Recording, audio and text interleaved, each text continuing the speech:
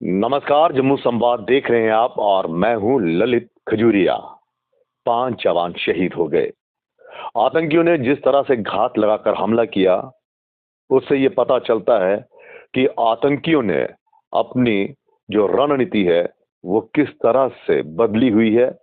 और अगर आप पिछले 2-3 सालों की बात करें, तो आतंकियों ने जो हमले किए हैं, चाहे वो पुंछ हो, राजौरी हो या फिर ये जो बिलावर बरनोटा में जो आतंकी हमला हुआ है, इन सारों में एक चीज कॉमन है कि पहले ये ग्रेनेड फेंकते हैं सैनिक वाहन पर और फिर घेर कर अंधाधुंध फायरिंग करते हैं। इससे एक चीज और साफ हो गई कि कोई ना कोई तो है जो इन्हें पल पल की खबर देता है कि कितने बजे यहां से वाहन निकलेगा, उस वाहन में कितने हमारे जवान होंगे और कब वो वाहन उस जगह पर पहुंचेगा जहां पर आतंकी घात लगाकर बैठे हुए होते हैं। इस हमले ने एक चीज और साबित कर दी कि भले ही आप जितना मर्जी कहें कि ये आतंकियों का जो है कायरतापूर्ण हमला है, बौखलाए हुए हैं, जो मर्जी है, हम बार बार कह रहे हैं ये आतंकी बौखलाए हुए नहीं है। आप अपनी जिम्मेदारी सिर्फ यहां से नहीं हटा सकते कि बौखलाहट में सब कुछ हो रहा है। ये बौखलाहट में नहीं है, बल्कि एक रणनीति के तहत आतंकी जो हैं वो हमला कर रहे हैं। और उनका हमला करने का तरीका ये बताता है कि अब उन्होंने हमारे जवानों को निशाना बनाना जो है वो उनकी रणनीति के तहत है। पिछले कई आप देख लीजिए हमले जो हैं वो यही दर्शा रहे हैं कि वो जब जवानों पर हमला करते हैं तो हमारा जो आवाम है वो जवानों के साथ उनकी बहुत ज्यादा अटैचमेंट होती है, इमोशनल अटैचमेंट।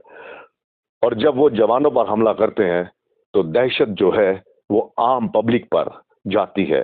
तो ये उनका एक तरीका है और इस हमले ने कई ऐसे जो नाकामियां हैं वो बाहर लाकर खड़ी कर दी हैं। सबसे बड़ी नाकामी आपका खुफिया तंत्र। जब चुनावों से पहले ये बात जो है वो साबित हो चुकी है और उसके बाद भी हमले हुए कि आतंकी जो हैं वो इस एरिया पर हैं, फिर भी आपका खुफिया तंत्र जो है वो फेल हुआ। हीरानगर के कूटा के ऊपर जो गांव है वहां पर हमला होता है, एक जवान वहां पर शहीद होता है। हमारे सुरक्षा बल इतने सक्षम है कि उन आतंकियों को तुरंत ढेर कर देते हैं। लेकिन जो उन आतंकियों के हमले से जो नुकसान होता है, आप सोचिए, वो नुकसान जो है उस नुकसान की कोई भरपाई नहीं है। 5 जवान कल के आतंकी हमले में शहीद हो गए हैं।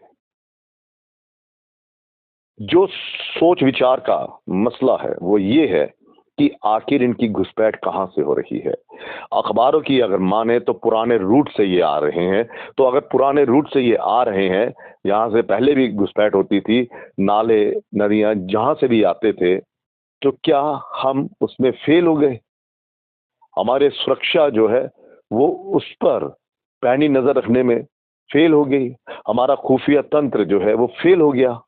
लेकिन हाँ, इतना जरूर है कि बयान बड़े जबरदस्त देते हैं कि इतने आतंकी रह गए हैं, कमर तोड़ देनी है, इनके नापाक मंसूबे हम कामयाब नहीं होने देंगे। वो तो हमारे सुरक्षा बल हैं जो उनके नाकाम मंसूबे जो हैं वो कामयाब नहीं होने देते हैं। लेकिन फिर भी ये आतंकी सर पर कफन बांध कर आए होते हैं और इनका एक ही मकसद होता है कि जितना ज्यादा जान का नुकसान हो उतना ज्यादा ये कर सके। तो ये कोई बौखलाहट नहीं है। कई अब देखिए कितने ये जो है राजनेता हैं, ये बार बार कह रहे हैं कि आतंकी जो है वो बौखलाहट उनमें देखी जा रही है। वो शांति जो है जो बहाल हुई है जम्मू कश्मीर में, वो उससे ये बौखलाए हुए हैं, बौखलाहट में है। तो भाई साहब ये चीजें कहना बंद कीजिए। सीधा जो आतंकी के जो दिमाग है उसे पढ़िए, उसको समझिए वो क्या कर रहा है, और फिर सरकार को चाहिए उस तरह की रणनीति बनाए। ये साजिश के तहत सब कुछ हो रहा है। और पिछले 2-3 सालों से जिस तरह से जम्मू प्रोविंस में ये आतंकी हमले हुए हैं, वो ये बता रहे हैं कि आतंकियों की मंशा, उनका एक ही एम है कि जम्मू प्रोविंस को किस तरह से तबाह किया जाए, किस तरह से यहाँ पर आतंकी हमलों के जरिए लोगों में दहशत डाली जाए, और किस तरह से ये जो इलाका टूरिज्म के तहत एक्सप्लोर हो रहा है, पर्यटकों के लिए एक आकर्षण का केंद्र बन रहा है, ये जम्मू प्रोविंस जो है, उसे किस तरह से रोका जाए।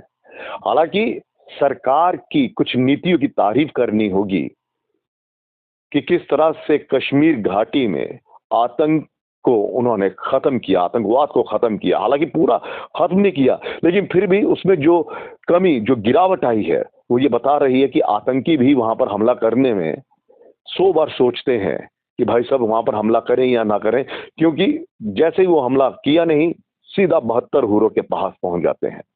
तो अब आतंकियों ने अपनी रणनीति जो है वो चेंज की है, और मुझे लगता है कि सरकार को भी चाहिए अपनी रणनीति को बदले और जम्मू प्रोविंस में ज्यादा से ज्यादा ध्यान दे सुरक्षा को लेकर। क्योंकि जिस तरह से ये टारगेट किए गए हैं एरियाज, कठुआ, बिलावर, बनी, राजौरी, पुंछ, डोडा, किश्तवाड़, उधमपुर, रियासी, ये सब के सब एरिया देखिए, यहाँ पर जो पर्यटक हैं वो भारी संख्या में यहाँ पर जा रहे हैं। कश्मीर में तो जा रहे हैं, लेकिन सरकार का जो फोकस है कि पर्यटक जो हैं वो जम्मू की ओर रुख करें, और शायद यही चीज जो है वो आतंकियों को रास नहीं आ रही है, और आतंकवादी जो हैं वो इन एरिया को अब टारगेट कर रहे हैं।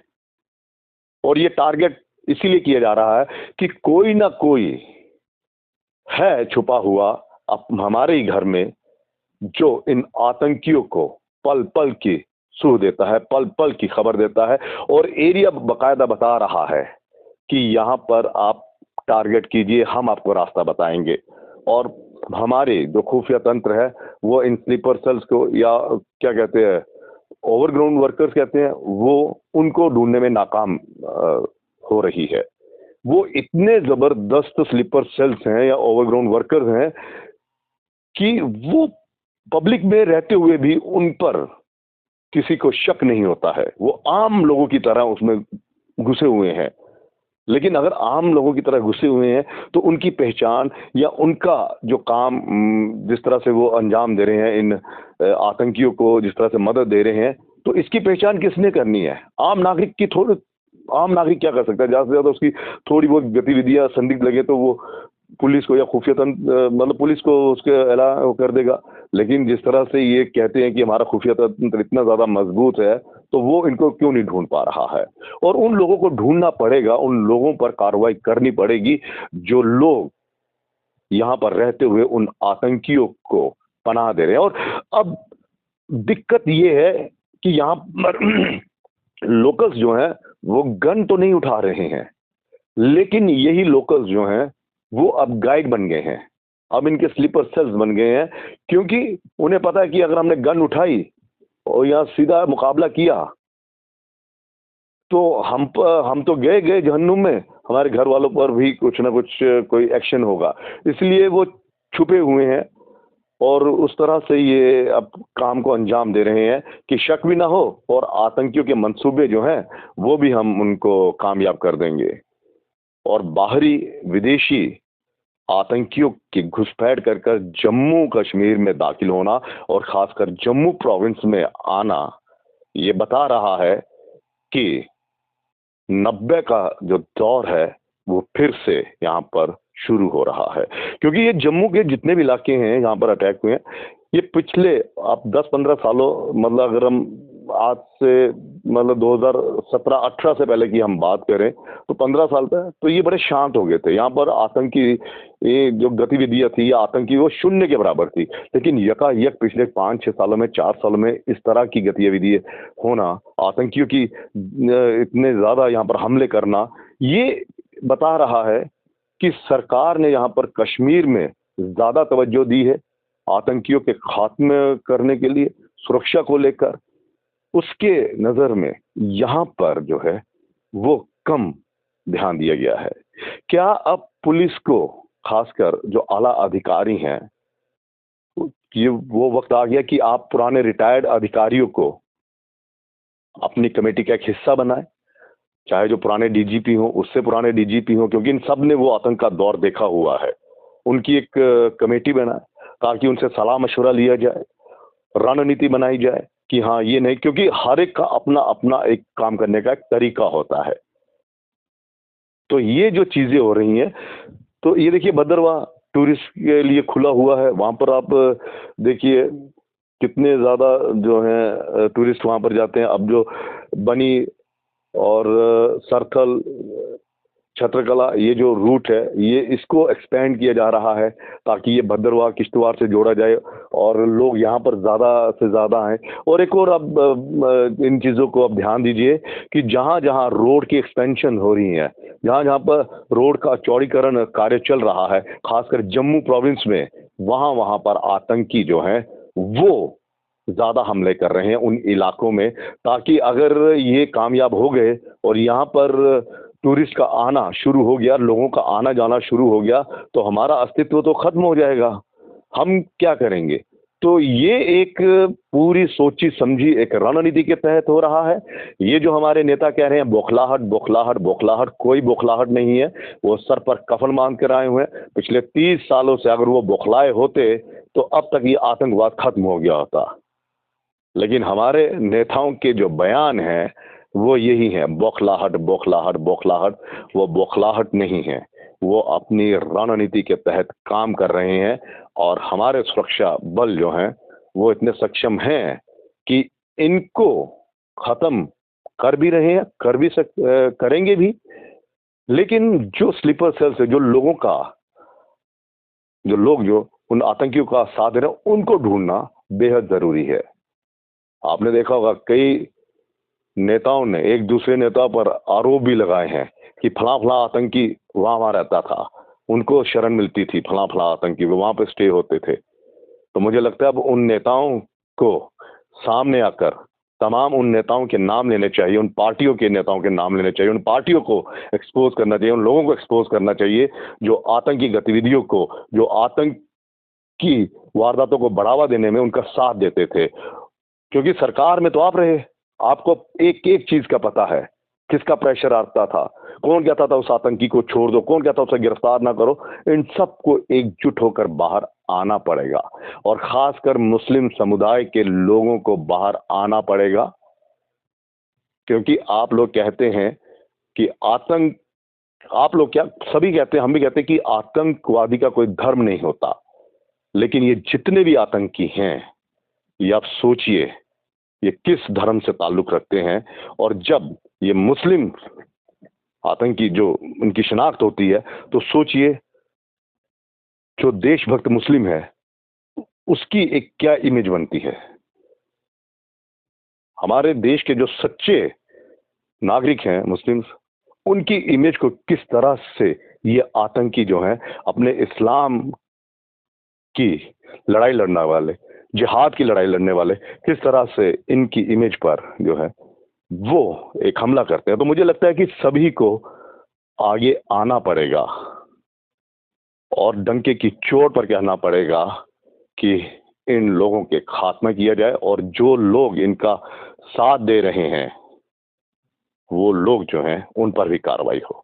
तो मैं आपको ये बता दूं कि ये जो हमला हुआ है, ये हमला किंगली वाटरफॉल जो है उसके आसपास ही हुआ है।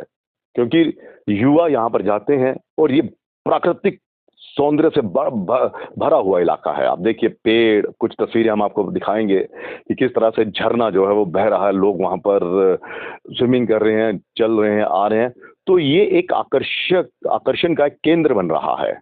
और जिस तरह से मैंने पहले भी कहा है कि जहां जहां टूरिस्ट को बढ़ावा मिल रहा है, टूरिज्म को बढ़ावा मिल रहा है, टूरिस्ट वहां पर पहुंच रहा है, उन इलाकों को, उन एरियाज को, पर्टिकुलर वो इलाका नहीं, लेकिन आगे पीछे इन्होंने अगर कर दिया अटैक, तो फिर क्या होता है कि लोग वहां पर जाना बंद कर देंगे, दहशत में आ जाएंगे कि नहीं बाप रे वहां नहीं जाना, कोई भरोसा नहीं, कोई आतंकी हमला ना हो जाए। तो अब वक्त आ गया है कि यहाँ पर सुरक्षा बढ़ाई जाए।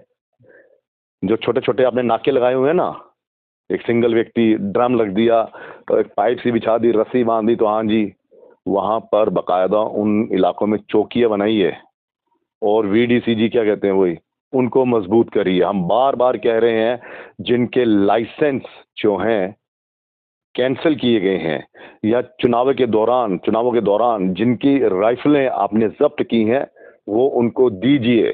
और जम्मू में बकायदा लाइसेंस जो है उसको लीगल करिए, उसको एक बार फिर से जो आपने उस पर बैन लगाया वो हटाइए और उन लोगों को दीजिए जो लोग इन आतंकियों से मुकाबला कर सकें। ये बेहद जरूरी एक कदम होगा और ये उठाना ही पड़ेगा, क्योंकि हीरानगर के कूटा के आगे जो एक गांव था जहां पर जब हमला हुआ तो वहां के लोगों का साफ कहना था कि अगर हमारे पास हथियार होते तो जैसे ही हमें उन पता चला कि यहाँ पे उनकी आवाजाही हुई है हम उसी वक्त मुकाबला कर लेते। तो ये करना पड़ेगा आपको।